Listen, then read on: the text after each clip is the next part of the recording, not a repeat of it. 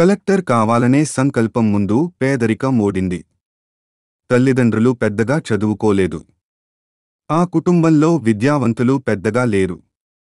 అయితేనేమి పేదరికాన్ని సైతం ఎదిరించి ఐఏఎస్ సాధించి సత్తా చాటాడు సిద్దిపేట జిల్లా కొండపాకకు చెందిన బుద్ది అఖిల్ యాదవ్.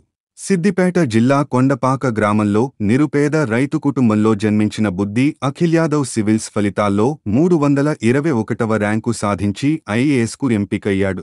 ఈయన 2021లో తొలి ప్రయత్నంలోనే 566 ర్యాంకు సాధించి ఐపీఎస్కు ఎంపికయ్యాడు. ఐపీఎస్ శిక్షణ పొంది ప్రస్తుతం ఢిల్లీలో ఉద్యోగం చేస్తూనే సివిల్స్కు ప్రిపేర్ అవుతూ ఇప్పుడు 321వ ర్యాంకుతో సత్తాచాటాడు. చిన్నప్పటి నుంచి కన్న కలను సాకారం చేసుకున్నాడు. పేదరికం మరియు నాకు ఎదురైన ఆర్థిక ఇబ్బందులే నా విజయానికి, నన్ను నా లక్ష్యం వైపు నడిచేలా చేశాయి. చదవడానికి వెనుకంజ వేయలేదు.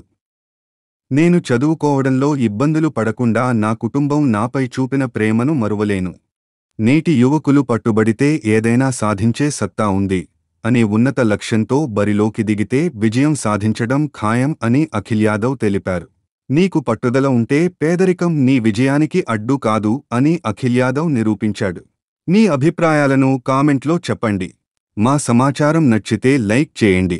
మరిన్ని ఇన్ఫర్మేషన్ వీడియోల కోసం మన ఛానల్ సబ్స్క్రైబ్ చేసుకోండి.